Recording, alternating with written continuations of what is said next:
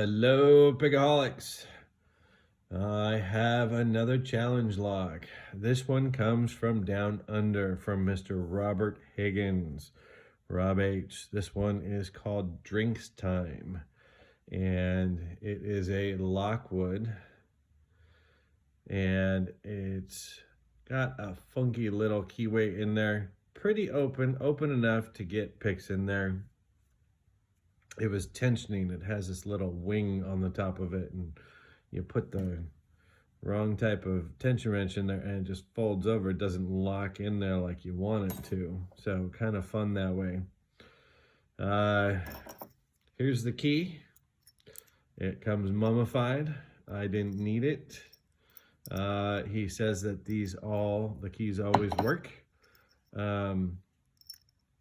You know my opinions on mummified keys. I'd rather see the key just because I want to know that the lock works before I start picking it. He sends out his locks with these. I have another one that he sent me, and that one is Spool Master with a twist. That'll be a fun one to go over. He sends these with every single one, open only in an emergency. I think he said that this has the list of what's in the lock. Yeah, so there's stuff in there that tells you what every chamber has, and open only in an emergency if we could get it on screen. I think this is if anybody has a gutting disaster and they don't know what is in each one, they can put it back into place. So I have been wanting to change up how I pull apart challenge locks. Obviously, we don't have the key. This one's grubbed, but I'm going to leave this in the pick position because what I want to start doing is when we pick these, take them apart in the pick position in case anything is wrong with the challenge lock, that it needs something else done to it. I picked one not too long ago that the top pin was over a small bottom pin, and it was in the plug when I pulled it apart because I gutted it that way because I wanted to see what it looked like, what happened when I picked it. So this is also, these springs are loaded. If anybody ever tries this, go very, very, very slowly when you get the grub off. I'm going to keep my fingers there to keep the spring in place. We're going to go backwards. Number 6. Actually, I'm going to take the grubs out of here. The other thing I want to do is make sure that I pull the drivers out. Why is that one that way? That is bizarre. And that's a bizarre spring. That is a really stiff spring. I'll show you that when we get to it.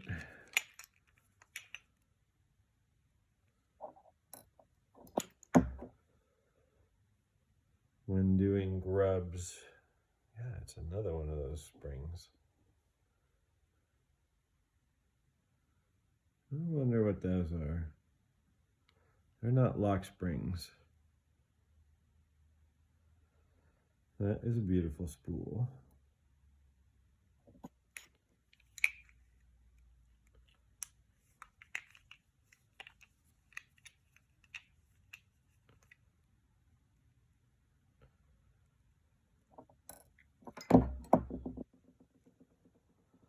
That's a lock spool.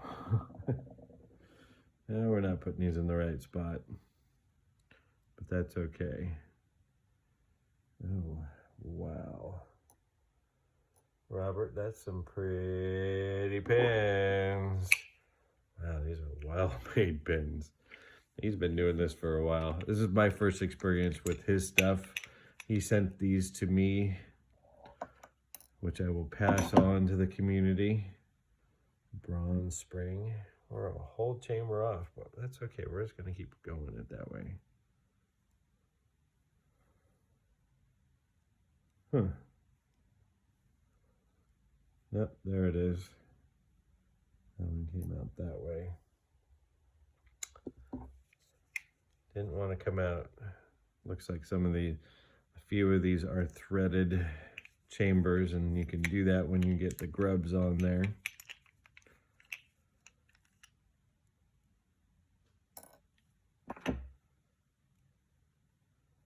Another real lock spring. I wonder if those are like lighter springs or something like that. It's another pretty type spoolie thingy.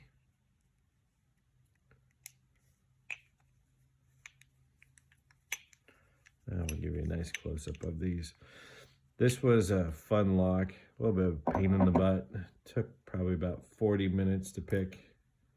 Another one of those. Wow, these have got to be lighter springs. I mean, I can barely compress them. I was wondering, I was feeling stuff that was just going crazy.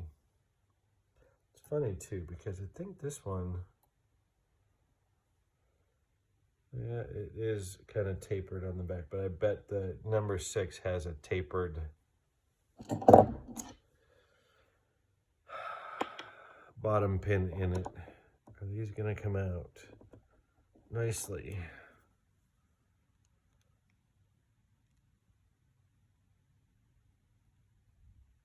There we go.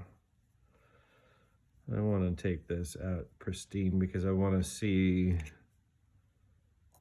the plug mods and cylinder mods. You guys know me. I'll take apart anything down to its bare essentials.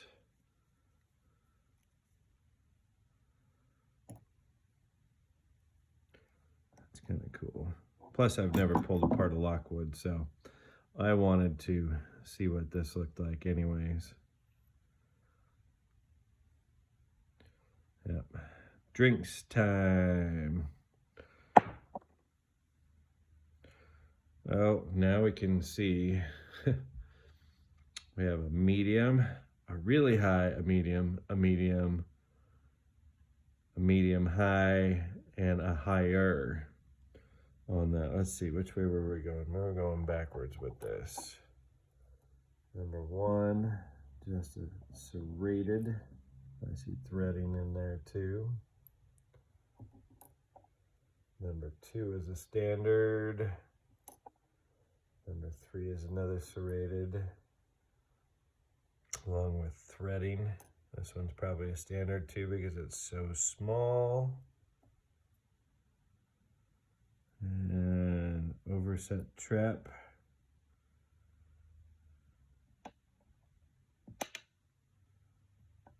Come on out of there. Ooh, that's a pretty pin. Oh yeah. Oh, the tapering comes from the plug itself. Number 1 is threaded. Number 2 is clean. Number 3 is threaded. Number 4 is clean. And there is some massive countermilling in 5 and 6. But the cylinders, or the plugs, or the... Here, let's put it up. That helps with the... Yeah, it is a little bit overmilled too. Ooh, go back there. Come on, you silly thing. There's the plug. And we're probably going to find threading in here. Threading on 1, clean on 2, threading on 3, clean on 6, clean on 5, and threading on, losing count, number 4. It's getting late tonight too. First one, we didn't need to use a shim. Pins, pins, pins, pins, pins. The part we all love to view. So some kind of serrations on the top in a threaded chamber. Oh yeah, those have got to be. Number 1 driver came out this way. Sometimes I wonder if these wouldn't be better the other way. It's got a little bit of a taper to it on the bottom.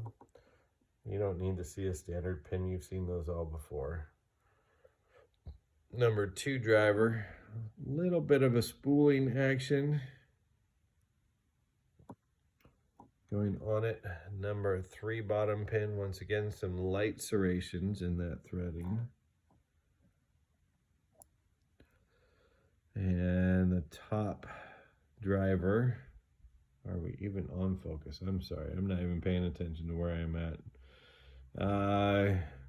Kind of like a tapering spool with a little hourglass waist. Kind of hard to sometimes describe the pins that these makers make. Number 4 is a very unusual looking one too. And it came out this way. So this is the bottom and that is the top.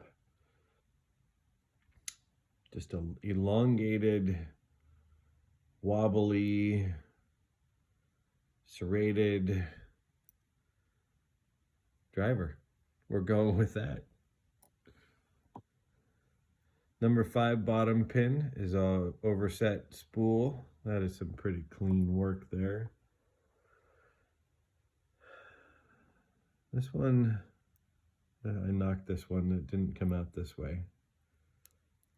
No, it did. That's right. This was the one that did come out that way. I'm sorry. Kind of like an hourglassing gin that is in that counter milling. Let's see how that counter milling holds to it.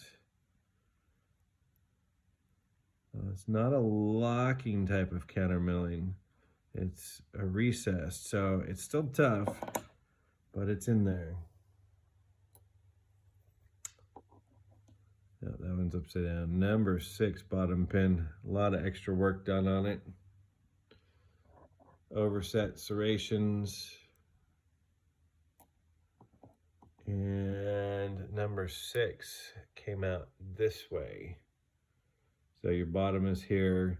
This one I always felt was like a taper because I do something and I have to go back and touch it and it would just kind of move the plug a little bit more and more and more. And that is Drinks Time by Robert Higgins. Thank you, Robert. This was a lot of fun to pick this one. And I'm still working on the other one and wish me luck. That one is a beast compared to this one. I'm in about 3 hours and still have not yet gotten it. Good evening, guys. We'll see you on the next one.